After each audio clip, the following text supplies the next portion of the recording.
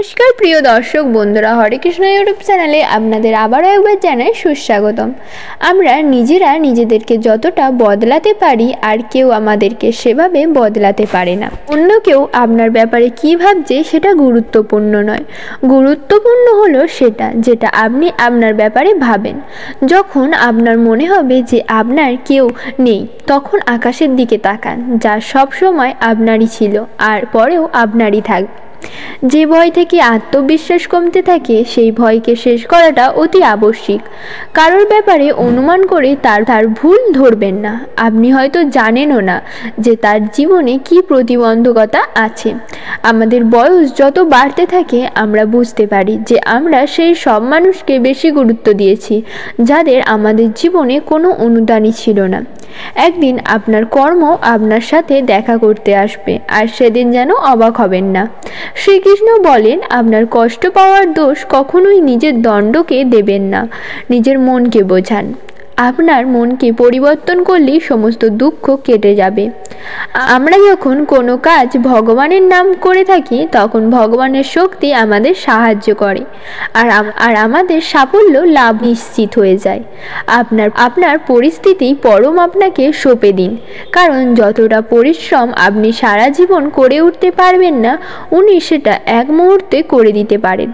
যে মানুষকে ভগবান পছন্দ করেন, যাকে উনি নিজের একজন বিশেষ বলে মনে করেন, তাকে তিনি সবসময় ব্যর্থ করেন। তার জীবন অনেক বাধা প্রতিবন্ধকতা নিয়ে আসেন। যদি আপনি জীবনে বারবার হেরে যান, তাহলে এটা একটা সংকেত যে ভগবান আপনাকে আরও আগে এগিয়ে নিয়ে যেতে চান।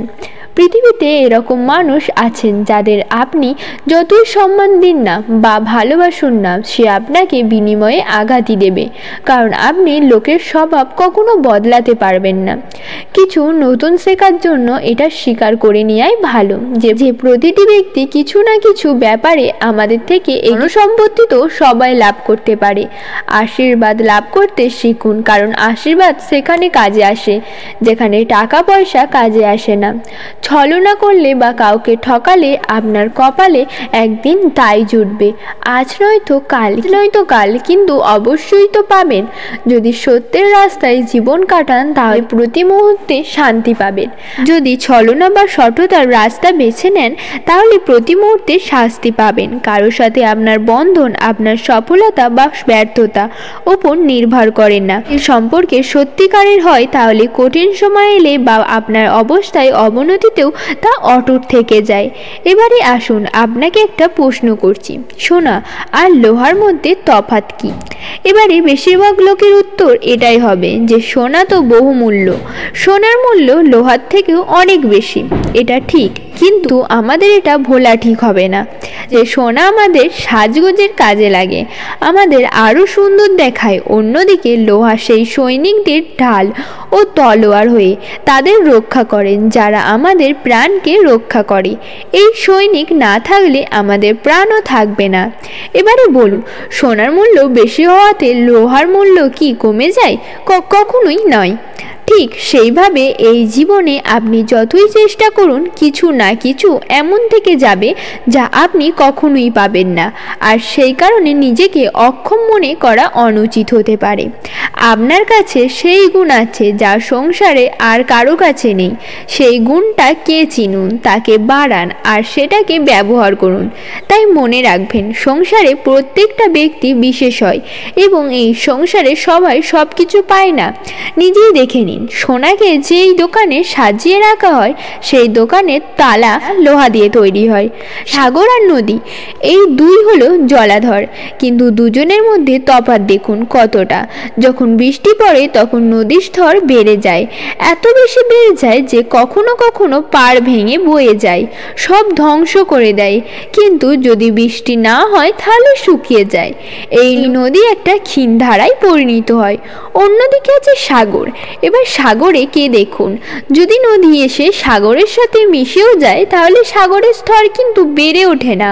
সূর্যের তাপ যতই বেড়ে যাক না কেন, সেই তাপের কারণে সাগরের স্তর কমেও যায় না, শান্ত থাকে, সবেতে সামঞ্জস্য বজায় রাখে। আর এই জন্যই এত বিশাল, এত মহান হয় এই সাগর। যদি আপনিও মহান হতে চান, নিজের ব্যক্তিত্বকে বিশাল বানাতে চান, আপনাকে মনে রাখুন, আপনাকে সাগরের মতো হতে হবে। শান্তি চিত্তে থাকুন, সব কিছু সমান রাখুন। যদি জীবনে কিছু বেশি সুখ চলে আসে, তাহলে নিজের বোধ বুদ্ধিকে হারাবেন না। যদি জীবনে দুঃখ আসে, কষ্ট আসে, তাহলেও আপনার দৃঢ়তা, আপনার লক্ষ্য আর আপনার শক্তিকে ভুলবেন না। কারণ সেই শ্রেষ্ঠত্ব ব্যক্তির আচরণ মানা হয়। বসন্ত ঋতু, এই সময় মন আনন্দে ভরে থাকে। এমন মনে হয় যে আমরা যেন আকাশে বিচরণ করতে চলি যাই, কিন্তু সেটা তো সম্ভব নয়। সেই জন্যই হয়তো আমরা ঘুড়ি ওড়াই, এক ঘুড়িকে নিজেদের প্রতিরূপ মনে করি। এবারে অনেকে মানুষ আছেন যারা হয়তো ঘুড়িও ওড়ান, কিন্তু এই কর্মের সারমর্ম কি সেটা কজন বুঝতে পারেন? আপনি এটা মনে করুন যে আপনি হলেন সেই ঘুড়ি, আর এই সুতো যিনি ধরে আছেন তিনি হলেন পরমাত্মা। আর এই সুতো যেখান থেকে শুরু হয়, সেই লাটাই হলো আমাদের কর্মচক্র। এবার আপনি নিজেই অনুমান করুন যে এই উড়ান কার ওপর নির্ভরশীল? পরমাত্মার ওপর এবং আপনার কর্মের ওপর। যদি পরমাত্মা আপনার হাত ধরে থাকেন, আপনার সাথে থাকেন, যদি আপনি শুভ কর্ম করতে থাকেন, আপনি এই আকাশে উড়তেই থাকবেন। কিন্তু কোথাও যদি এই পরমাত্মার সঙ্গে বন্ধন ছিন্ন হয়, আপনার কর্মচক্র খারাপ হয়ে যায় বা থেমে যায়, তাহলে আপনার ঘুড়িও কিন্তু থেমে যাবে আর দূরে কোনো গাছের ডালে গিয়ে আটকে যাবে। তাই শুধুমাত্র ঘুড়ি উড়াবেন না, তার থেকে শিখুন, পরমাত্মার সহচর্যে থাকুন, সবসময় শুভ কর্ম করতে থাকুন আর সবসময় এই আকাশে উড়তেই থাকুন। আপনি কি কখনো কোনো জলের ধারা দেখেছেন যার সামনে যতই মাটি থাকুক না কেন, যতই কাদা থাকুক না কেন, যখন এই জলের ধারা বইতে আরম্ভ করে দেয়, তখন এই কাদাকে নিজেই ধুয়ে দিয়ে যায়, এই কাদাকে ধুয়ে দেয় এবং নিজেই নিজের পথ তৈরি করে চলে। তাহলে আপনিও এরকম জলের মতো হয়ে উঠুন। যদি হয়ে উঠতে পারেন, তাহলে নিজের মনে, নিজের জীবনে যত অনাবশ্যক ভাবনা আছে, অনুপযোগী অংশ আছে, অর্থাৎ অপরিষ্কার অংশ রয়েছে, তার নিজের থেকে নির্মল হয়ে উঠবে।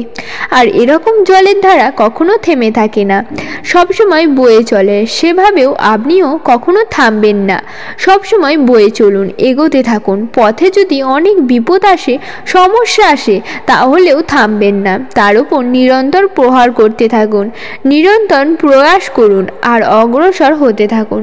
আপনি ভেবে দেখুন, এই জলের ধারা কখনো থেমে থাকে না, সবসময় বয়ে চলে, বিপদের সম্মুখীন হয়ে তাকে সাথে বয়ে নিয়ে চলে। সেই জন্যেই জলের ধারা প্রবাহমান। এই ধারা, এর থেকে কখনো দুর্গন্ধ আসে না, এতে কখনো ময়লা জমতে পারে না, বরং পালিত হয় সুন্দর প্রাণবন্ত জীবজন্তু, যেমন সুন্দর ছোট্ট মাছ। তাই আপনিও এটাই করুন, কখনো থামবেন না, শুধু চলতেই থাকুন, জলের ধারার মতো বইতে থাকুন। আপনি আপনার লক্ষ্য অবশ্যই খুঁজে পাবেন। তার সাথে অন্তরের যে মলিন্য রয়েছে, তা আপনি নিজেই নিজের থেকে দূর করে দেবেন। ভগবান বলেন, সম্পর্ক টিকিয়ে রাখার জন্য বুদ্ধি নয়, মনের শুদ্ধির প্রয়োজন হয়।